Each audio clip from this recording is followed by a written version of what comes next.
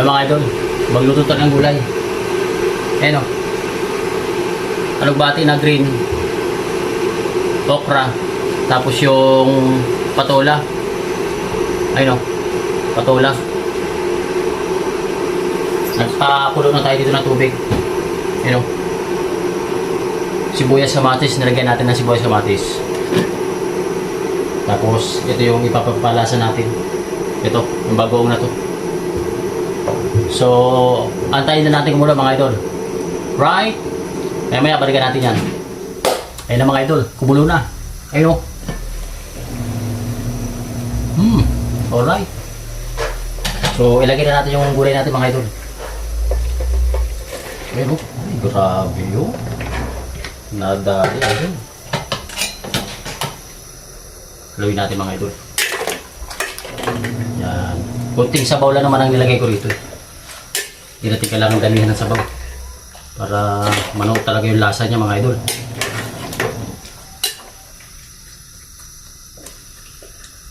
Yan. Lagyan na rin natin itong yung ceiling green natin. Lagyan na rin natin. Stimplahan na rin natin syempre. Oh, bagong isda mga idol. Yan ang magdadala ng ano dyan, lasa. Tapos siyempre seasoning. Lagyan natin ng magic sarap.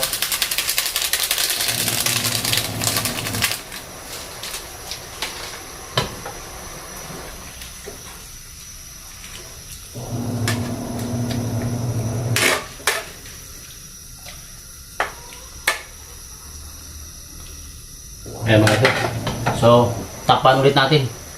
Antayin natin kumulo ulit. Tapos tikman natin mga idol. Right? Okay mga idol. Buksan na natin. Ayun o.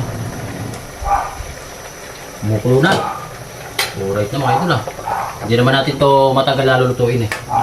Gulay lang naman to . Ayun o. Ay grabe mga idol . Oh.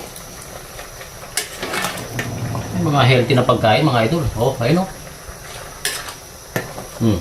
Tikman natin mga idol kung sakto ba yung lasa.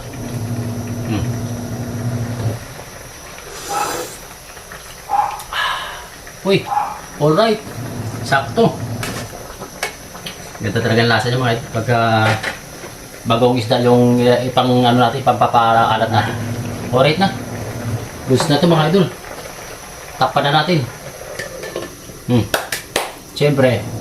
Alright na yan, luto na yan. Patay na natin mga idol.